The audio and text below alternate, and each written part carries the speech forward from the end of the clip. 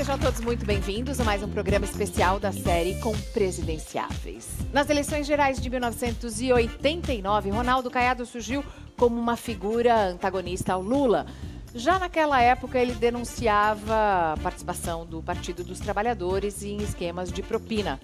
Agora, para 2018, Caiado surge novamente como um nome para a presidência e já disse que quer novamente bater de frente com Lula, disputar diretamente com o ex-presidente. Ronaldo Caiado é o meu convidado de hoje e responde às suas perguntas ao vivo pelas redes sociais. Boa noite, Mauro. Boa noite, Mariana. Boa noite a todos que nos acompanham. Você pode fazer suas perguntas pelo Twitter, mande suas perguntas, seus comentários. Eu já estou com a página aberta aqui, é só colocar a hashtag do programa. Hashtag Mariana Godoy Entrevista. Manda pra gente, estamos aguardando a sua participação. Então, muito boa noite, senador. Muito obrigado pela presença.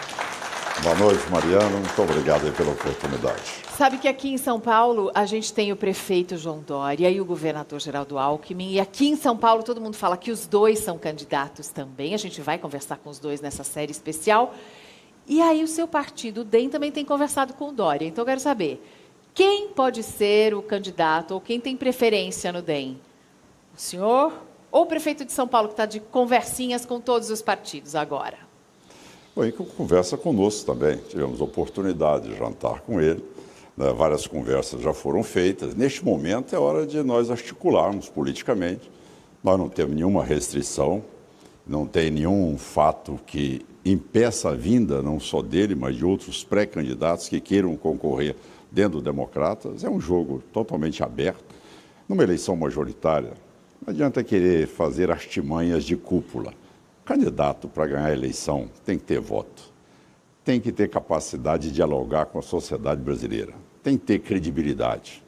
Hoje em dia, Mariana, não é tanto mais o conceito que é candidato de direita ou de esquerda, é mais o conceito do candidato que seja honesto, que tenha uma vida pregressa capaz de dizer, olha, como eu vivo a vida, como eu faço a minha política e como eu exerci os meus mandatos. Se o cidadão tem espírito público ou se, na verdade, ele faz política para enriquecimento ilícito. O Rúfica Oswaldo diz que o senhor é ficha limpa. Graças a Deus. 22 anos no parlamento e não existe nada que desabone e nunca desonrei o voto de um goiano. Vamos, então, já aos votos dos internautas, Mauro, porque tem bastante gente usando a hashtag Mariana Godoy Entrevista e as suas perguntas também. Tem bastante gente. Posso começar com uma Claro. minha? Eu acompanhei essa semana, senadora, a questão da votação no Senado do fundo partidário. O senhor saiu derrotado, o senhor defendia que esse fundo, para financiar a campanha eleitoral do ano que vem, tivesse um teto. E a proposta que foi aprovada foi uma proposta de cerca de 1 bilhão e 700 milhões, mas que permite que esse valor cresça indefinidamente. Como é que vai ser financiada essa campanha? E como é que a sua campanha seria financiada no mundo ideal, do que o senhor realmente gostaria como fosse? Nós temos que entender que nós vamos para uma campanha eleitoral no momento mais grave político do país, numa crise de proporções inimagináveis, com 14 milhões de desempregados, com a classe política desacreditada. Eu pergunto, é correto manter regras com orçamento restrito para a saúde, educação, hoje, na área de saneamento básico, e você retirar de um orçamento, quando eu cobrava qual é o teto, porque inicialmente se tira de um orçamento 1 bilhão e 300 milhões de reais. Dinheiro que seria utilizado para que chegasse nos municípios do nosso país em forma de escolas, de rodovias, de hospitais, enfim, de tudo isso. Agora, como você explicar isso à sociedade? É uma total falta de sintonia do Congresso com as ruas. Parece que a pessoa está legislando num outro mundo. O momento hoje é outro momento. Então você tem que fazer uma campanha eleitoral que eu chamo a campanha cara limpa. Campanha quem pode andar nas ruas tem condições de ser candidato. Quem não pode andar nas ruas do país não tem condições de ser candidato. E outra coisa, a minha proposta retirava o tempo de horário gratuito de rádio e televisão, que nunca foi gratuito, e que custa aos cofres públicos 1 bilhão e 500 milhões de reais. Ou seja, hoje a realidade nossa é uma campanha pé no chão. Não é uma campanha, para vocês terem uma ideia, em 2014, Se gastou 6 bilhões e 200 milhões de reais, só o que foi contabilizado, sem falar o por fora. Em comunicação... Em campanha política. Nas campanhas eleitorais de 2014. Então, você é de presidente, deputado estadual, governador, senador, deputado federal. Ora, imagina bem o Brasil hoje, com a crise que está vivendo, destinar 3, 4 bilhões de reais para uma campanha eleitoral. A sociedade já não suporta mais, tá certo? Gastos que não sejam explicáveis, imagina para se gastar numa campanha eleitoral. O senhor disse que parece que eles estão legislando em outro mundo. É um mundo que chama em causa própria. Sim. E esta causa própria, nós realmente na votação, como ele colocou, eu perdi entre aspas. Foi mais ou menos uma manobra, que nós não vamos cansar aqui os telespectadores sobre regimento. Mas, na verdade, o que ocorreu é que eles não colocaram a matéria no mérito em votação. Botaram uma verificação de preferência e, como tal, eles votaram simbolicamente. Ou seja, cada um levanta a mão ou não e o presidente interpreta dentro daquilo que ele previamente já está com vontade de interpretar. Olha, o Fábio Baeta quer saber qual é a estratégia para administrar um país com tanto político envolvido em esquemas de corrupção. Olha, eu quero dizer a todos, até porque esse programa seu tem uma importância ímpar. Vou dizer uma coisa, em primeiro lugar, eu sou um médico, eu exerço a profissão há 43 anos. Eu sou político com mandato há 22 anos. Vocês nunca me viram envolvido em nenhum escândalo. Então, eu quero deixar claro para a sociedade brasileira que eu tenho orgulho de ser político. Eu tenho orgulho de ser senador da República pelo Estado de Goiás. E aqueles que pensam que denegrindo a classe política se constrói democracia, estão enganados. A política é indiscutivelmente algo responsável e sério. Os maus políticos não podem denegrir totalmente a política. Então, eu quero deixar claro que um presidente da República, ao ser eleito, se ele tem uma vida pregressa que o credencia a dar sinais de ética, de moral, de rigidez, de princípios, ele tem credibilidade junto à sociedade para propor mudanças e sair da crise. Agora, quando o presidente está atingido de morte do ponto de vista moral e ético, como é que a sociedade vai recepcionar qualquer medida que proponha sofrimento para a sociedade brasileira? Então, o gestor, o presidente, a figura no presidencialismo é a figura do presidente. É como o médico, o cirurgião. Não adianta você mandar, com todo respeito, a enfermeira na cabeceira do leito. É o médico. É aquele que operou que tem que estar na cabeceira do leito. Assim é o presidencialismo. É o presidente da República que tem que estar na frente da televisão, sem teleprompter, sem nada escrito e dizer, olha, a crise é essa e neste momento eu peço a vocês que empenhemos neste processo que é fundamental para tirarmos o Brasil da crise. São atitudes como essa, Mariana, que você faz com que haja uma reciprocidade dentro da população e aquele que está no comando do país naquele momento. Um presidente que tem apenas 3% de aprovação, 3% de aprovação, não vai conseguir aprovar as reformas que precisam ser feitas, entre elas a reforma da Previdência. Isso é algo que deve ficar para o próximo presidente. Então, para depois de 2018, é mais fácil fazer uma reforma quando você tem a população do seu lado? Qual é a sua opinião a respeito da reforma da Previdência? Lógico. Eu já disse isso e repito. O presidente, quando ele propõe uma reforma da Previdência, em primeiro lugar, ele tinha que renunciar à aposentadoria dele. É um bom exemplo, Mariana. Não adianta. Hoje, com as redes sociais, todo mundo sabe a vida de todo mundo. Então, quando você propõe qualquer sacrifício a mais a quem quer que seja, você, como presidente da República, você tem que dizer, olha, eu sou o primeiro a assumir a posição. Eu sou o primeiro a dizer que nós temos que cortar na própria carne. Este é o gesto que cria credibilidade. Então, é assim que eu entendo a figura de um presidente da República.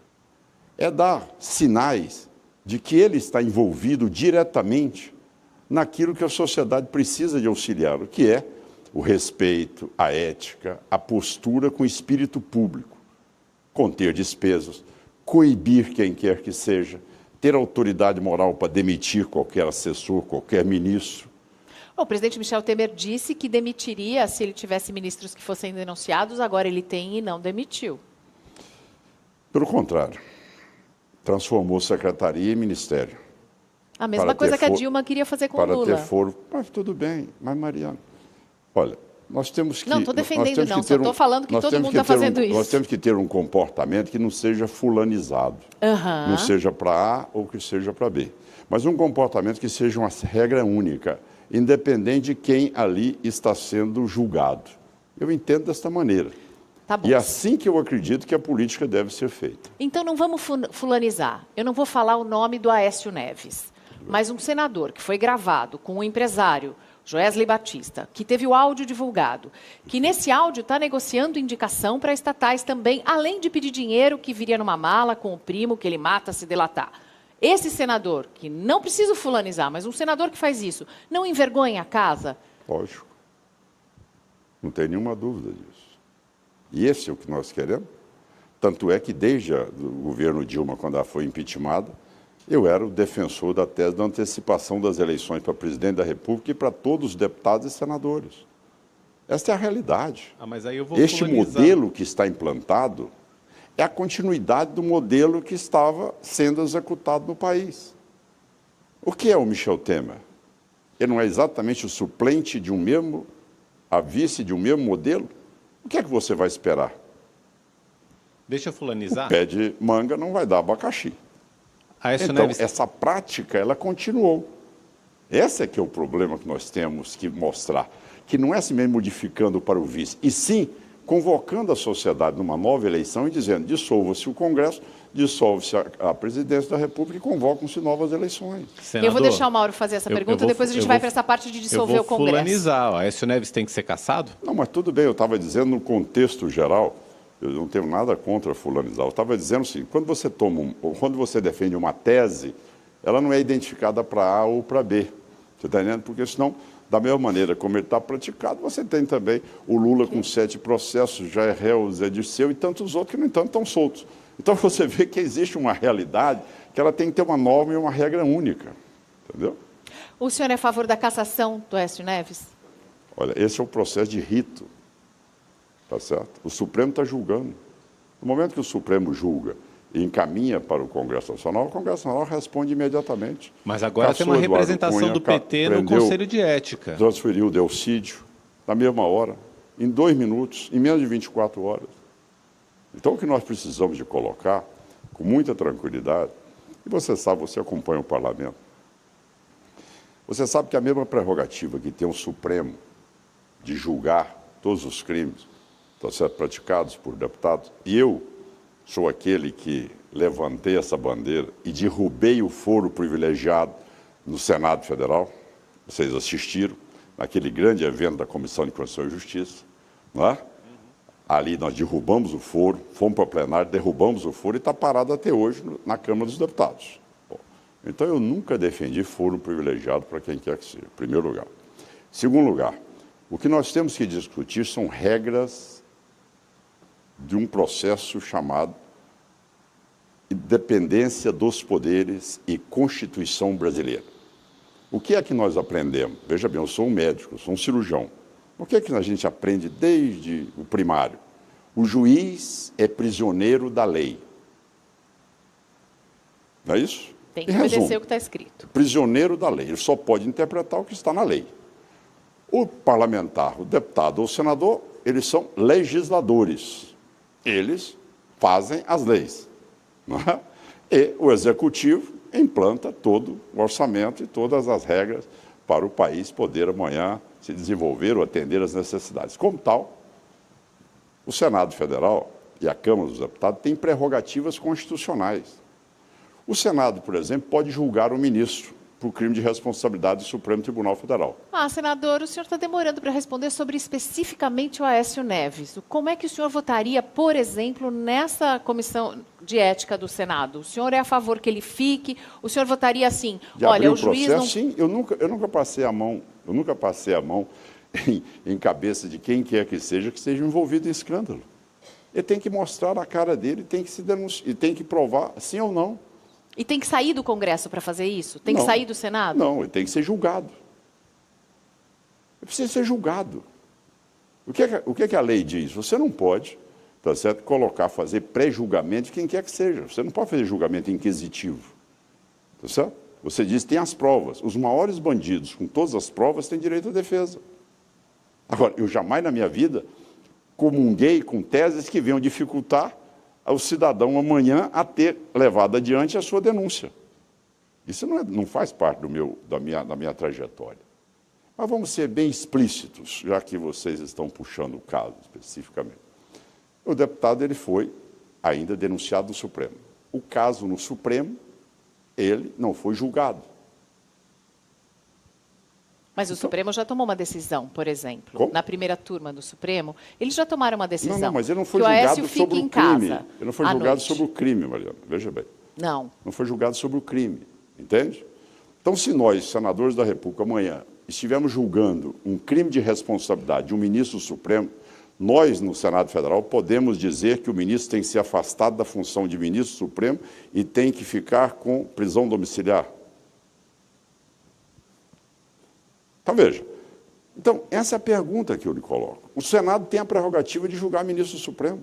Ok, o senhor está dizendo cada um no seu quadrado. Exatamente. Então, o que a Constituição diz? No momento em que o Supremo decide e condena, manda para o Congresso julga. Ok. Todo. Entendeu? E é o que vai acontecer. Não tem por que ter problema. Não chegou do Eduardo Cunha? Não foi julgado em poucos minutos? Hã? Não chegou do Delcídio? Foi votado na mesma noite? Então, qual o problema? Por que criar essa situação que causa muito mais uma ruptura de convivência entre os poderes num momento grave que passa o país, do que a construção de uma solução para que a justiça seja praticada? E ninguém vai impedir. Eu nunca passei mão na cabeça de bandido. Eu nunca contemporizei bandidagem, nunca convivi com bandidagem. Agora, eu sou um homem que prezo a instituições. Né?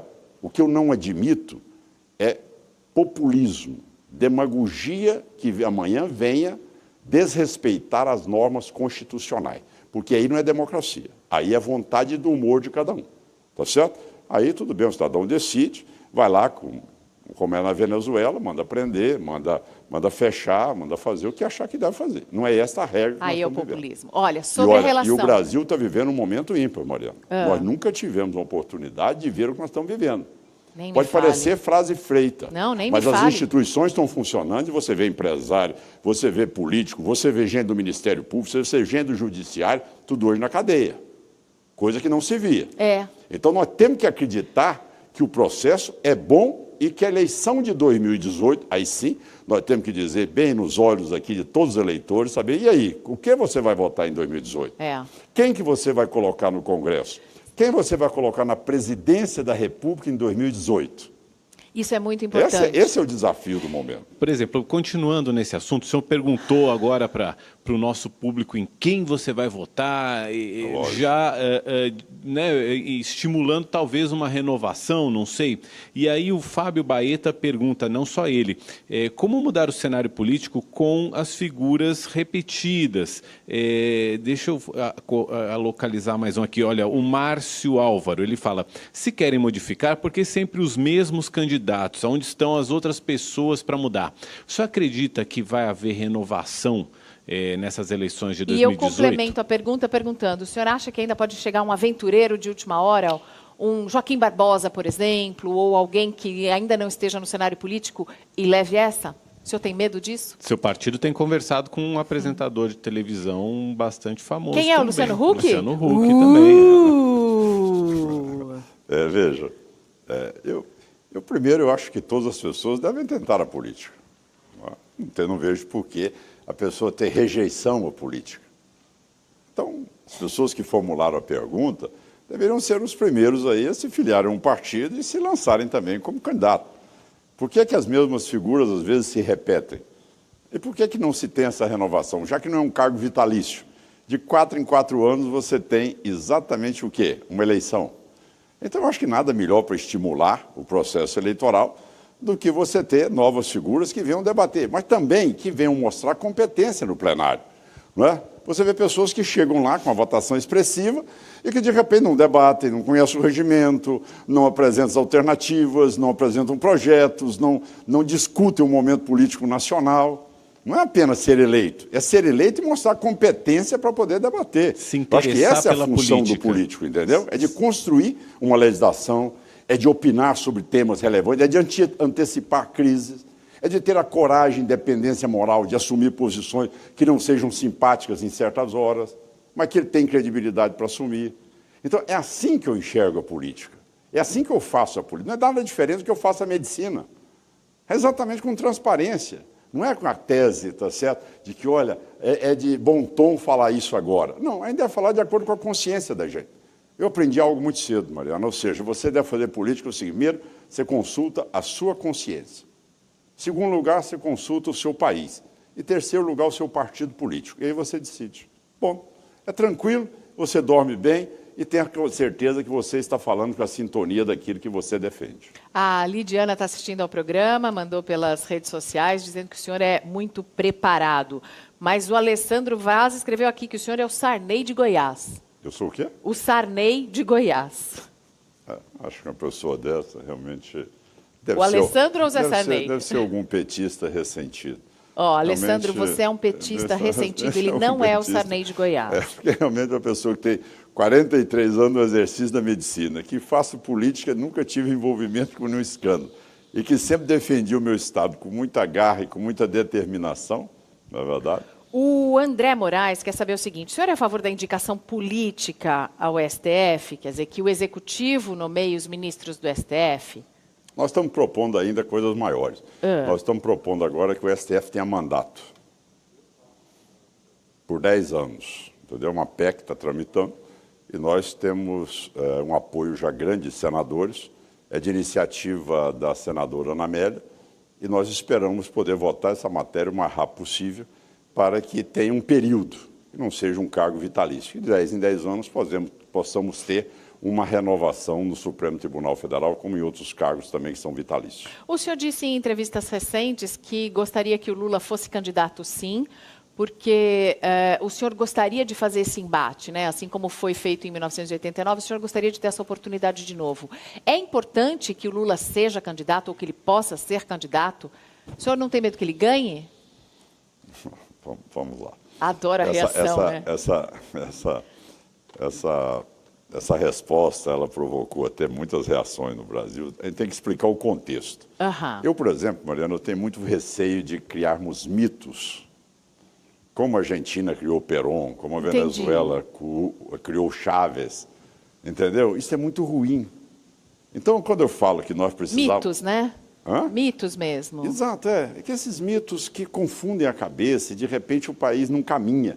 Fica vinculado àquelas teses tão antiquadas, populistas, que o país fica amarrado e não avança em melhoria da qualidade do povo. E fica sempre nas mãos de um populista, de um ditador, de uma pessoa que realmente faz essa politicagem de achar que o Estado tem que fazer a tese paternalista para tudo, entende? Então, quando eu coloquei a necessidade do Lula vir para o debate, porque eu nunca me enganei com o Lula. Desde 89, no debate, eu disse ao Lula: se você um dia chegar ao poder, nós vamos visualizar, tá certo, a mais dramática gestão que o país vai passar por ela. Então, eu já disse isso no debate com ele, eu não tinha nenhuma dúvida que ele seria isso que ele fez com o país. Agora, as pessoas naquela época me achavam duro demais com essa posição. Por que eu gostaria? Porque seria o momento da gente mostrar entre o que ele fez, o que ele falou, e a vida dele. Entende? E a vida dele, como ele se comporta, como ele é. E me chamavam, à época, de latifundiário. Quer dizer, eu, perto do filho do Lula, eu sou pequeno produtor rural. Mas já descobriram as fazendas do filho do Lula no Pará? Já está certo que são dele mesmo? Mas todo mundo sabe. Seu Zero e Vezeiro. Quer dizer, Santa Bárbara, né? Como é o nome? Sabe o nome, Mauro? As pessoas que têm toda aquela vida, não é, que vinha ali com todas aquelas restrições, de repente possam ser os grandes expoentes da riqueza, da fortuna, dos bens. Então isso choca as pessoas. Qual é a credibilidade de falar em pobreza? Qual é a condição dele falar que ele realmente está ali voltando os olhos para as pessoas mais humildes? Sendo que assaltou o aposentado, assaltou os fundos de pensão, assaltou a Petrobras, estatais todas, Eletrobras, Nuclebras, tá certo? Petrobras, e daí foi, Banco do Brasil, Caixa Econômica Federal, BNDES, não deixou nada. Veja o escândalo da JBS, mostrando o que foi usado do dinheiro público. Não se tem dinheiro hoje. Quantas pessoas estão hoje à espera de uma cirurgia letiva? Quantas pessoas tem hoje que tem hoje uma insuficiência renal crônica, que não tem onde fazer uma hemodiálise? No país. Se o senhor fosse presidente, o senhor tem bastante experiência na área da saúde, né? A gente tem umas perguntas da população. Vamos pôr, Matheus, uma pergunta da população, porque tem uma delas que é bem referente a esse tema. Senador, o senhor é médico. O que o senhor acha do Sistema Único de Saúde? Essa é a Mirna, então, perguntando sobre o SUS. Olha, em primeiro lugar, o SUS, nós temos que preservá-lo. Certo? Ok. Preservá-lo, cada vez mais. Nós temos que botar também gestão, cada vez mais exigir eficiência dos colegas, mas darmos a eles condições para que eles possam fazer o bom exercício da medicina. Sou autor da emenda constitucional que propõe um ponto que é relevante, ou seja, médico como carreira de Estado. Por que nós não temos hoje especialistas no interior? Por que nós não temos um bom cardiologista, um bom neurologista, ortopedista, pediatra no interior do Brasil? Por quê? Não tem salário? Porque as pessoas ficam dependentes do humor e da vontade política do município. Eles não têm estabilidade, eles não têm condições mínimas do exercício ali dentro da medicina e poder se manter atualizado na prática da medicina. Então, se convergem para os grandes centros. Quando você coloca uma carreira de Estado, como é um juiz, como é um promotor, você vai dar garantia ao médico especialista em poder se instalar no interior e poder fazer a boa medicina. Essa é a maneira que você tem, não é apenas formando médicos e concentrando nas capitais.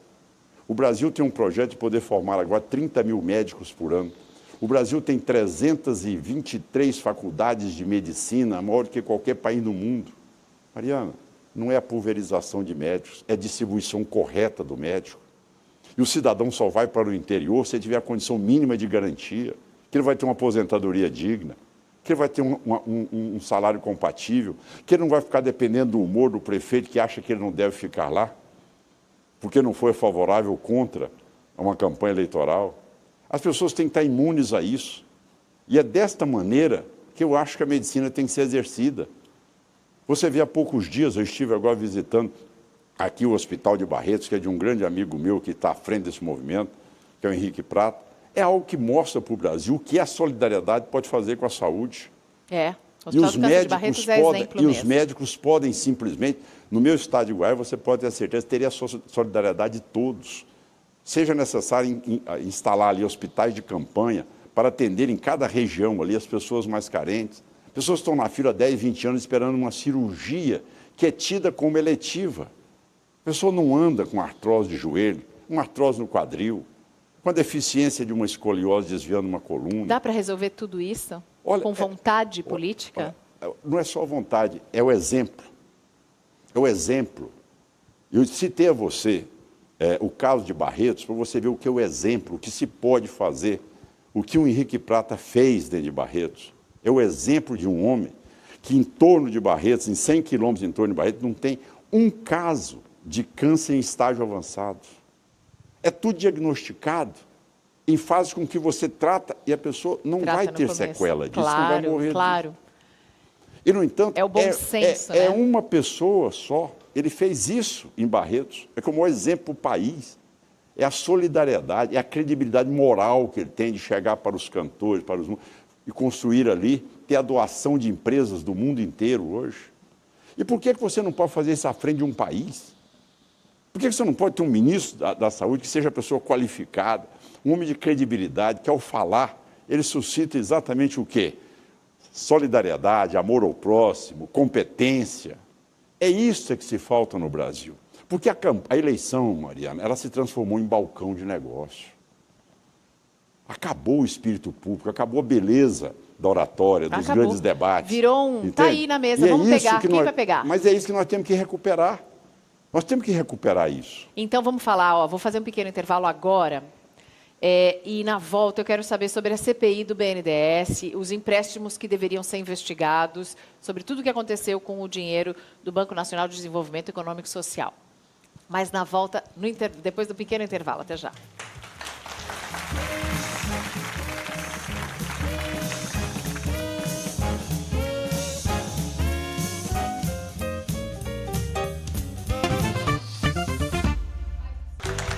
Voltamos ao vivo com o senador Ronaldo Caiado. Eu quero perguntar sobre a CPI do BNDES, que está no Senado. O que é que vocês esperam encontrar? Com quem será o primeiro a ser ouvido?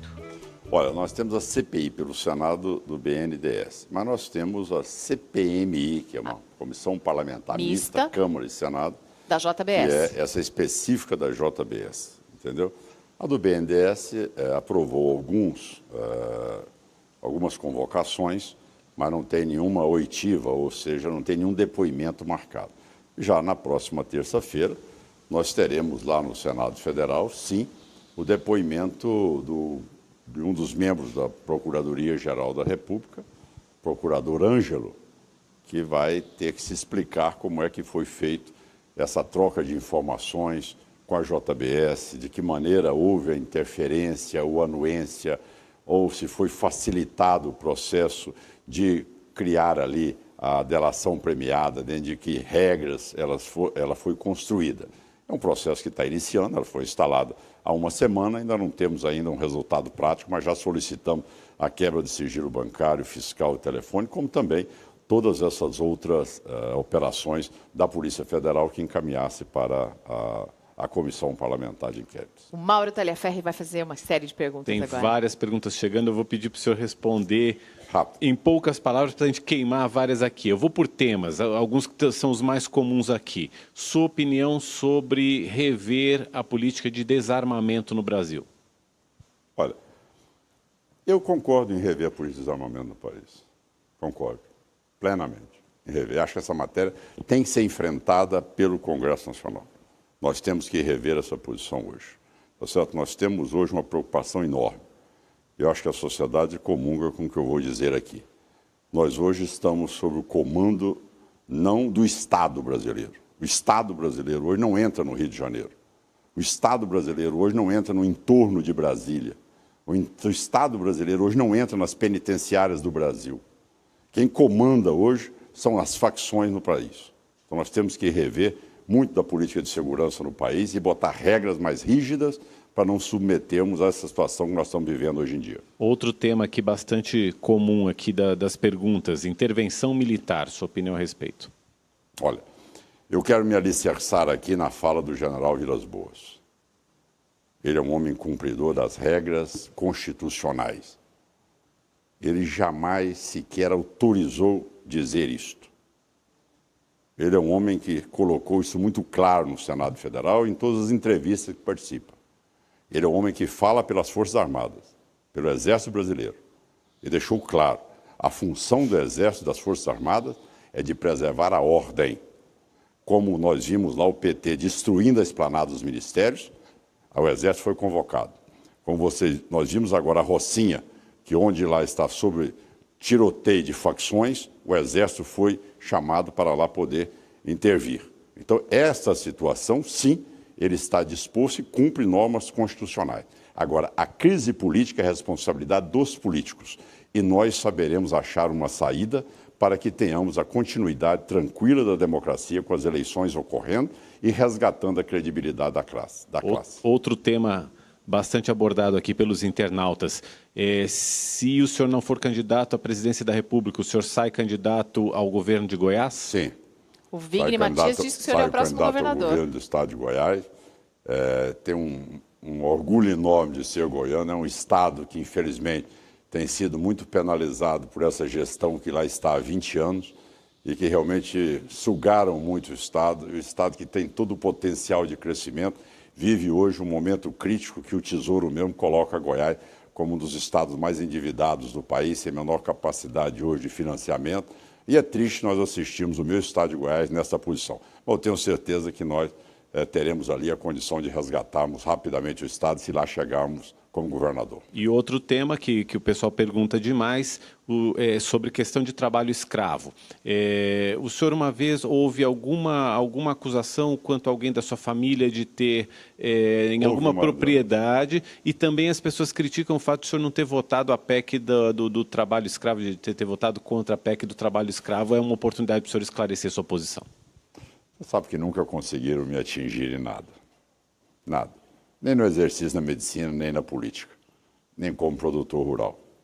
Então, realmente, as mentiras, as ilações, as calúnias vêm sempre. Não existe nada que me desabone. Teve um primo meu que realmente foi citado e que teve a defesa, e mostrando que lá foi muito mais uma fiscalização, no sentido de tentar achar alguma coisa que pudesse penalizar o Ronaldo, porque o gerente dele tinha o nome de Ronaldo, e como na região era chamado de Ronaldo dos Caiados. Então está aí. Era o Ronaldo que trabalhava para os Caiados? Para os Caiados, exatamente. Trabalhava para o meu primo.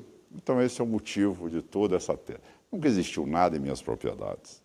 Nunca existiu nada, tá certo, que desabonasse o meu convívio e a relação com os meus funcionários. Pelo contrário, extremamente respeitosa, e sempre mantive essa boa convivência. Segundo ponto, deixar claro que essa tese, ela não progride porque as pessoas me conhecem. As pessoas sabem quem eu sou. Então é muito comum a tese de que, olha, o Ronaldo Caiado, ele é muito, assim, brigão. Você vê, mas, Mariana, roubaram o meu estado agora há pouco, entregaram a maior empresa do Centro-Oeste por 1 bilhão e 200 milhões do governo do estado, e, no entanto, fizeram uma lei em Goiás do dia 24, do dia 22 de dezembro a 29 de dezembro, Mariana, e deram uma anistia para a JBS de 1 bilhão 942 milhões de reais em 7 dias. Será que isso vai poder ser revisto agora? Lógico. Com tudo que está acontecendo? Lógico. Pronto. Eu já entrei com recursos como esse e vou levar isso adiante. Nós temos que ressarcir os cofres públicos com esse 1 bilhão de reais que foi dentro do entendimento de última hora. E dizer, no meio das festas, né? No meio das festas, dia 22 de dezembro ao dia 29. Entre o Natal e o Réveillon. Natal e o Réveillon. Só por 7 dias que prevaleceu isso. E naquele dia, tá certo? A JBS, que era a maior devedora, que devia 1 bilhão e 300, vai pagar durante 15 anos 300 milhões de reais e teve uma anistia de 1 bilhão. Então, quer dizer, as pessoas então saem dentro dessa tese para dizer, olha, o Caiado está brigando, mas quem é que não briga por causa disso? Qual é a minha função? É ser cordeirinho? É dizer amém diante de uma situação como essa? É ver uma penalização da estrutura do Estado? Então, qual é o sentido de eu ser senador da República? Então, esse é o fato. Eu vou para o debate em todos os temas. Não tem nenhum tema que coloque na pauta do Senado Federal que eu não esteja na tribuna debatendo. A questão da PEC do trabalho escravo, qual foi a posição do senhor? Em relação à PEC do trabalho escravo, você pode perguntar até ao senador Paulo Rocha, que à época fez o acordo. Você sabe quem é que foi que emenda que instalou a punição do trabalho escravo no setor urbano? Foi minha. Foi minha, a emenda é minha, de minha autoria. O que se diz da PEC é uma coisa só. Você jamais pode tirar do cidadão o direito à defesa. Ele tem direito de se recorrer às instâncias para poder ser julgado. Ele não pode ser julgado pelo Ministério do Trabalho, porque isso é julgado no Poder Judiciário. Quem julga não é o Ministério do Trabalho. Se chega aqui, tem uma pessoa amanhã que esteja sem uma carteira de trabalho, tá certo? A empresa não pode ser rotulada como trabalho escravo. É um processo trabalhista e que o dono terá toda a garantia de poder fazer sua defesa. Então, não é por questões ideológicas, é aquilo que a lei manda cumprir. Então, a definição do que seja ou não trabalho análogo ao trabalho escravo não cabe ao Ministério do Trabalho, que ideologicamente estava sustentado pelo governo do Lula. Quem deve julgar se tem trabalho escravo ou não é o Poder Judiciário. Então, onde é que existe essa crítica? Nenhuma. É exatamente esse o texto, e tanto é que o texto aprovado é o meu, que eu incluí, porque nós tínhamos as facções de costureiras, que muitas vezes trabalhavam em condições também degradantes, é que nós incluímos isso e que depois se reproduziu em vários fatos que nós identificamos no Brasil. Tá certo? Então ninguém faz apologia, ninguém jamais na vida vai acobertar essa posição de trabalho escravo.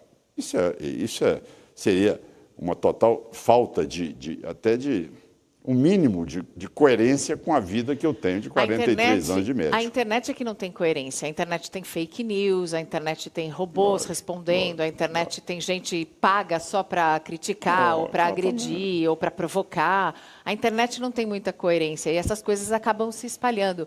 Então, é importante também ter essa chance e essa oportunidade de falar sobre tudo. A Marina pergunta sobre reforma agrária no Brasil. A reforma agrária no Brasil está aí. Aí, Marina, veja bem, o que é que o Caiado fez no país inteiro? Lutou para que nós pudéssemos ter uma reforma agrária onde o cidadão tivesse condições de produzir e de viver dignamente. As pessoas quiseram o seguinte: bem, então, nós vamos criar um assentamento, vamos jogar as pessoas lá, que pelo menos elas não estão aqui produzindo nenhum problema nas cidades. Mas chega lá, não dá instalações mínimas de eletrificação rural, nem água, nem condições mínimas de comercialização, nem de produção. Querem transformar essas favelas.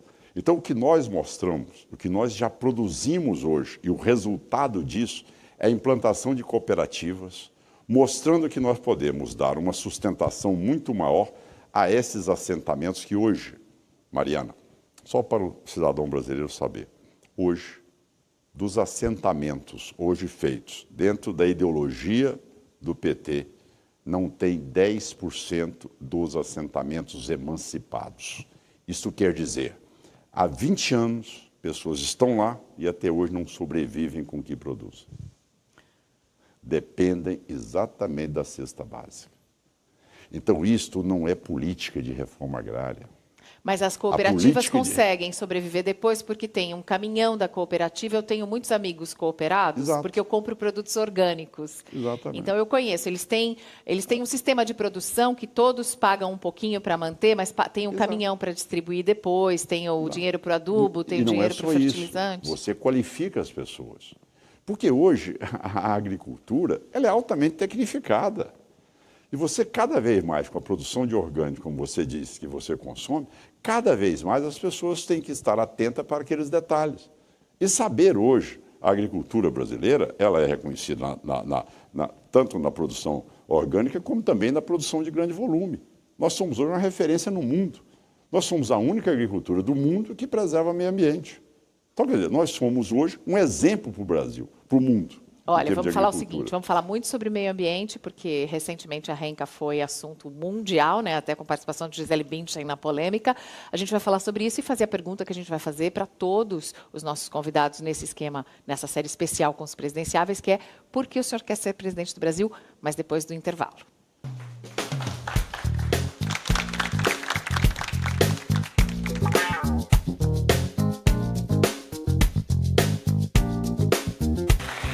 Aqui é assim, passa rápido, porque a gente tá, né, Mauro, fazendo todas as perguntas que vocês mandam. Então, vou começar pela pergunta do Jajá Lamota. Senador, fale sobre os crimes cometidos no MAN, em São Paulo. Marco Piccolo diz que se o senhor for candidato mesmo, o senhor tem o voto dele.